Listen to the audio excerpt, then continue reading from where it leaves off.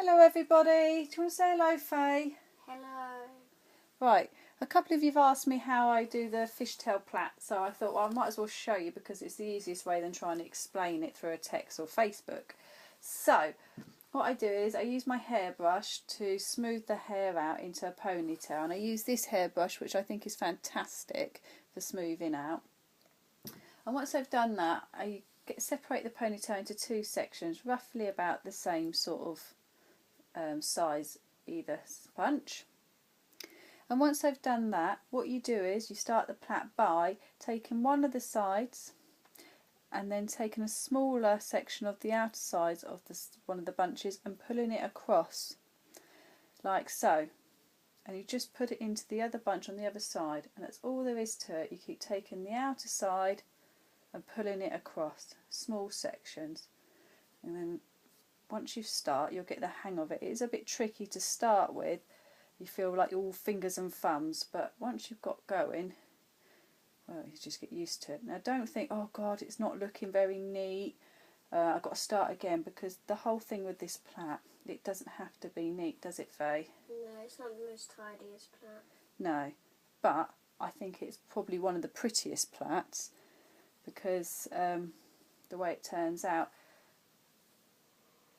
Now you can do this hairstyle and make it as an evening party hair by just adding flowers or glittery baubles and things, or you can just wear it as an everyday plait, which Faye likes to do for school, and that's what we're going to do today. So as you can see, you just keep taking smaller sections from the outside of each section either side and just crossing it over.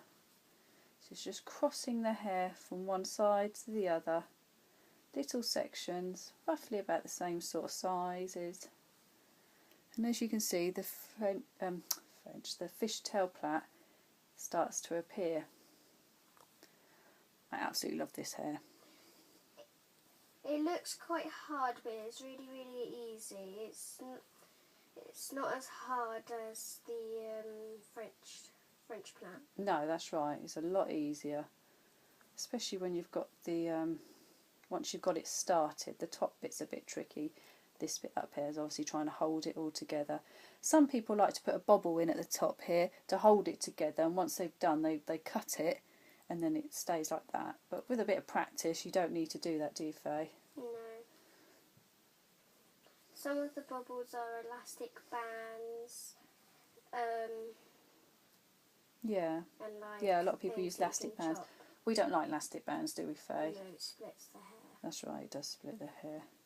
So as you can see, we're coming to the end now, and I hope you could see what I was doing and understand what I was saying. If you've got any questions, just ask. We don't mind answering, do we, Faye? No. So you take your hair bubble